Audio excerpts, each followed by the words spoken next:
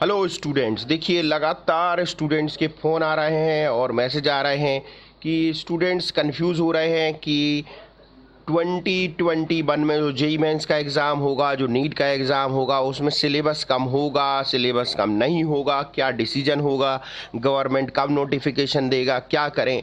और बच्चे कंफ्यूज चल रहे हैं बहुत ज़्यादा। देखिए, तो मैंने इन सारी बातों पे जब विचार किया तो एक महत्वपूर्ण चीज़ समझ में आई। मैं वो चीज़ आप लोगों के साथ शेयर करना चाहता हूँ। देखिए, सिलेबस कम होगा या नहीं होगा, ये डिसीज़न पूरी तरीके से गवर्नमेंट का है। कोई आपको बता नहीं सकता, मैं भी नहीं बता सकता। फिर मैं क्या बताने जा रहा हूँ, आप ध्यान से सुने। मैं बहुत बुद्धिमानी के साथ आपको बताना चाहता हूँ जिससे आपका बहुत फ़ायदा होगा। बहुत ही अच्छी चीज़ बताने जा रहा हूँ, आप ध्यान से सुने। देखिए, गवर्नमेंट ने जो सिलेबस 11th और 12th के बच्चों के लिए कम किया है, जो सिलेबस 11th और 12th के बच्चों के लिए गवर्नमेंट ने कम किया है, उतना सिलेबस अभी आप पढ़ते समय छोड़ दें। ध्यान से सुने। गवर्नमेंट ने, सीबीएसई बोर्ड ने जो सिलेबस 11th 12th के बच्चे के लिए कम किया है, उतना अभी आप छोड़ दें। जब तक नोटिफिकेशन नहीं आ जाता उतना सिलेबस आप अभी नहीं पढ़ें। मान के चलें कि उतना सिलेबस रिड्यूस हो जाएगा, फिर अगर नहीं होता है सिलेबस रिड्यूस तो बाद में पढ़ लें। अब दूसरी चीज़, इसमें एक बात और महत्वपूर्ण है। देखिए, फिर से दोबारा बता दें कि ये बुद्धिमानी से पढ़ने की बात हो रही है। गवर्नमेंट ने अभी कोई इंडिकेशन नहीं दिया है कि आपका सिलेबस कम होगा या नहीं होगा, क्योंकि जब नोटिफिकेशन आएगा उसी में सिलेबस आता है, उसी से पता लगता है कि सिलेबस क्या रहेगा। तो सीबीएसई बोर्ड ने 11-12 के बच्चों का जो सिलेबस कम किया है, उतना सिलेबस अभी, लेकिन आप पढ़ाई तुरंत चालू कर दें। जो भी लोग 2021 के लिए प्रिपेयर कर रहे हैं, ये सोच विचार में समय खराब नहीं करें, क्योंकि मैक्सिमम आपका दिमाग ये चाहता है कि कोई ऐसा क्वेश्चन मिल जाए जिसके कारण अभी तुरंत पढ़ाई नहीं करनी पड़े। तो वो यही क्वेश्चन एक दिमाग में रख लेता है कि चलो भाई, अभी सिलेबस नहीं आया, थोड़े दिन बाद पढ़ लेंगे जब सिलेबस आ जाएगा। तो ऐसे समय खराब नहीं करें। चलिए, अब दूसरी चीज़ मैं बताना चाहता हूँ कि जो सिलेबस कम किया है गवर्नमेंट ने, सीबीएसई बोर्ड ने, उसमें कुछ सिलेबस तो ऐसा कम किया है कि वो आपको पढ़ना ही पड़ेगा। क्यों? जो 11-12 के बच्चों के लिए कुछ सिलेबस ऐसा कम किया है कि वो अभी आप पूरी तरह के छोड़ दें। तो जब आप पढ़ते समय तो इस चीज़ का ध्यान रखें। जैसे मैं आपको यहाँ पे थोड़ा फिजिक्स से समझा देता हूँ। पहला चैप्टर है फिजिकल वर्ल्ड। तो देखिए, ये पूरा चैप्टर ही बाहर कर दिया गया है, तो इसमें तो कोई दिक्कत नहीं है। पूरा चैप्टर आप छोड़ दें इसको, इसमें तो कोई समस्या नहीं आ रही। ठीक है। अब देखिए, मोशन इन स्ट्रेट लाइन पे आते हैं। तो इसमें ये फ्रेम ऑफ रेफरेंस, ये तो जब आप पढ़ेंगे, बंडी आपको पढ़नी पड़ेगी क्योंकि 2D पढ़ना है, तो इसमें तो कोई फ़ायदा नहीं है कम करने से भी। अब आप देखें, लॉज ऑफ मोशन है, जैसे इसमें आप देख सकते हैं जो सिलेबस कम किया है, ये आपको पढ़नी पड़ेगा क्योंकि आगे पढ़ना है। ठीक है। जैसे ये है, इसमें आपको फ़ायदा हो सकता है। इसमें इन्होंने पूरा का पूरा parallel axis theorem, perpendicular axis theorem, इनके एप्लीकेशन हटा दिए, तो ये आपको फ़ायदेमंद हो सकता है। इसमें देख सकते हैं आप, इसमें फ़ायदेमंद हो सकता है, पूरा केपलर्स लॉ हटा रहे हैं, एक्सेलेरेशन ड्यू टू ग्रेविटी हटा रहे हैं। तो ये आप अभी स्टडी नहीं करें जब तक फाइनल सिलेबस नहीं आ जाता। मैकेनिकल प्रॉपर्टी ऑफ सॉलिड में आप देख सकते हैं इलास्टिक बिहेवियर, शियर मॉडुलस, तो ये चीज़ें अभी आप जो है इन होल्ड रखें कि जैसे ही गवर्नमेंट रिलीज करेगी तब आप विचार करेंगे। थर्मल प्रॉपर्टी, इसमें ये टॉपिक्स इन्होंने हटा दिए हैं। थर्मोडायनेमिक्स में हीट इंजन और रेफ्रिजरेटर हटा दिया है। बेप्स वाले में fundamental mode, harmonics, Doppler effect.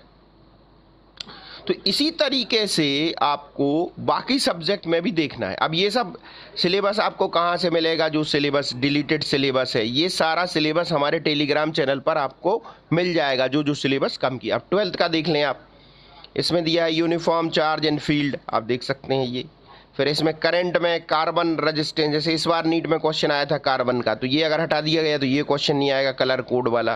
Parallel combination, series combination अगर हटा देते हैं तो इक्विवेलेंट का नहीं आएगा, तो ये अभी आप होल्ड पे रखें। मूविंग चार्ज में साइक्लोट्रॉन नहीं पढ़ना है, इनका मतलब ये देखिए, ये पूरा चैप्टर ही लगभग निकाल दिया है, मैग्नेटिज्म मैटर। तो अभी आप इसकी स्टडी नहीं करें, जब तक होल्ड में रखें, जब तक फाइनल सिलेबस नहीं आ जाए।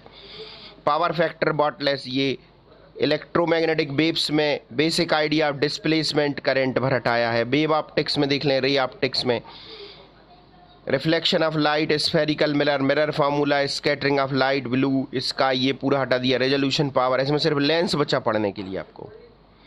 Dual nature of radiation in matter, deviation German experiment, ये न्यूक्लियाई में आप देख सकते हैं इतनी चीज़ें हटा रहे हैं इसमें।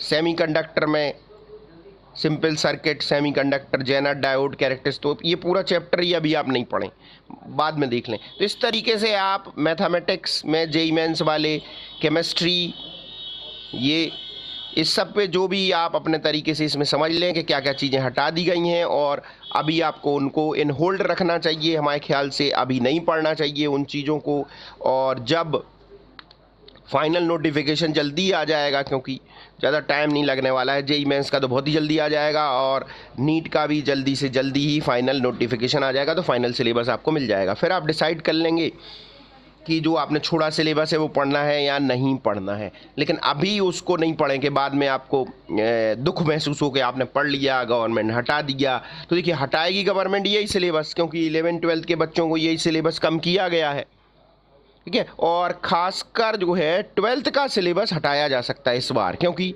11वीं जो बच्चा पिछले पढ़ के आया वो तो पूरा सिलेबस पढ़ के आया।